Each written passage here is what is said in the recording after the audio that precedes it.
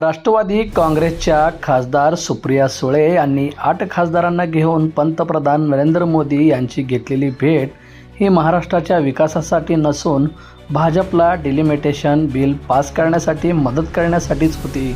शरद पवारांची पुरोगामी भूमिका ही नेहमीच नाटकी आणि खोटी राहिली आहे, असा थेट आणि खळबळजनक आरोप वंचित बहुजन आघाडीचे नेते सुजात आंबेडकर यांनी केला आहे.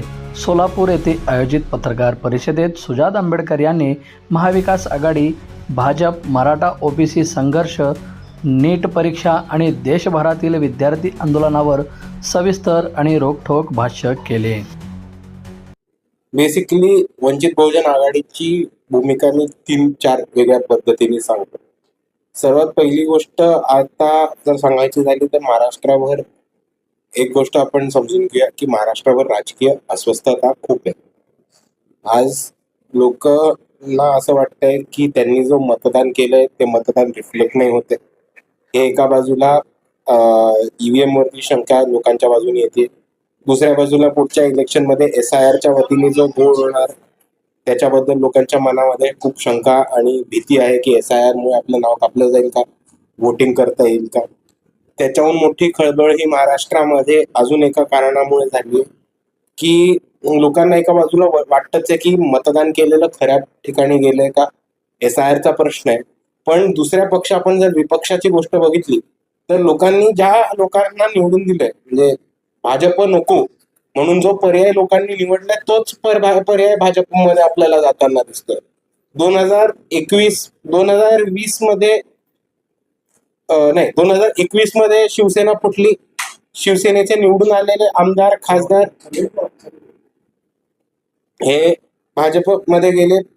त्याच्यानंतर 2023 मध्ये राष्ट्रवादी काँग्रेस फुटली. लोकांनी भाजपच्या विरुद्ध निवडून दिलेले आमदार, खासदार हे परत भाजपमध्ये गेले. त्याच्यानंतर 2024 मध्ये जे महाविकास आघाडीचे आमदार आणि खासदार निवडून आलेले त्याच्यात आपण बघितलं असेल की 6 शिवसेने उभाटाचे खासदार हे भाजपमध्ये गेलेत. काही आमदार हे भाजपमध्ये जाण्याच्या वाटेवरती आहेत. त्याचबरोबर आज जर आपण दिल्लीतल्या घटना बघितल्या तर आजच सुप्रियाताई हे महाराष्ट्राच्या 8 खासदारांना घेऊन नरेंद्र मोदीची भेट केल्या गेले. त्यांनी पब्लिकली काल प्रेस स्टेटमेंट करून सांगितलंय की ही जी चर्चा होतीये ही महाराष्ट्राच्या डेव्हलपमेंट बद्दल आहे, पण ते सर्रास खोटं आहे. आजची जी चर्चा होतीये ती भाजपला डिलिमिटेशन बिल कसं पास करता येईल त्याची मदत करण्यासाठी ही राष्ट्रवादीच्या खासदारांबरोबर ही बैठक झालेली आहे. आणि तेच बघत असताना दुसऱ्या बाजूला चर्चा ही कायम चालूच आहे की राष्ट्रवादी काँग्रेस, शरद पवार गट हे भाजप बरोबर जातील किंवा भाजप बरोबर विलीन होतील किंवा अजित पवार गटामध्ये विलीन होऊन ते भाजप बरोबर जातील. दुसऱ्या बाजूला आपण जर बघितलं तर सुप्रियाताईच्या ज्या मुलीचं लग्न झालंय ते लग्न एका कट्टर RSS BJP फॅमिलीमध्ये झाले. त्यांचेच जे वडील होते ते विधान परिषदेला उभे होते आणि राष्ट्रवादींनी त्यांच्या विरुद्ध आमदार म्हणजे विधान परिषदेच्या आमदारकीला तिकीट न उभं करता त्यांना बिनविरुद्ध नागपूरमधनं विधान परिषदेवरती पाठवण्याचं काम केलं. तर आपल्याला एका बाजूला दिसतं की भाजप महाराष्ट्राला लुटतोय. महाराष्ट्राची जी काही मागच्या वर्षामध्ये वाईट परिस्थिती झाली ती भाजपच्या राजकारणामुळे झाली. आणि दुसऱ्या बाजूला जे भाजपला विरोध करण्याचं नाटक करतात त्यांनीच पडद्यामागनं भाजपशी हात मिळवणी केली. आणि ह्या परिस्थितीमध्ये वंचित बहुजन आघाडीकडे खूप जास्त लोकांचा ओढ वाढतो.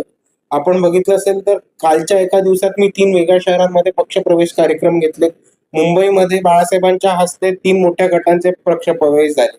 आणि याचा अर्थ एकच दिसतो की खूप मोठ्या प्रमाणामध्ये तरुण वर्ग एका बाजूला आणि दुसऱ्या बाजूला राजकीय जाणकार वर्ग हे दोन्ही वर्ग वंचित बहुजन आघाडी हा भाजपला हरवण्यासाठी एक पर्याय उभा राहतोय आणि मोर्चे बांधणी करतोय म्हणून वंचित बहुजन आघाडीकडे येताना दिसतो. दुसऱ्या बाजूला महाराष्ट्रामध्ये वंचित बहुजन आघाडीची परवाच नवीन कमिटी निवडून आली आणि आपण जर बघितलं तर ही कमिटी खूप यंग, नवीन, तरुण अशी आहे. आणि ह्या देशामध्ये जेव्हा खूप मोठ्या प्रमाणात युवकांनी आणि जेनझींनी मागच्या एका महिन्यामध्ये राजकीय अस्वस्थता हलवून स्वतःचा एक राजकीय प्रतिसाद उमटून दाखवला आणि धर्मेंद्र प्रधानांचा राजीनामा घेतला आणि BJPला बॅकफूट वरती टाकलं, त्या परिस्थितीमध्ये जेव्हा एवढ्या मोठ्या प्रमाणात वंचितचे लीडरशिप ही युवकांच्या हातामध्ये येते, तेव्हा खूप सारे युवक नॅचरली हे वंचितकडे आकर्षित होताना आपल्याला दिसतात. पण बंधुप्रेम न्यूज चॅनलला लाईक, सबस्क्राईब व बेल आयकॉन दाबायला विसरू नका. धन्यवाद.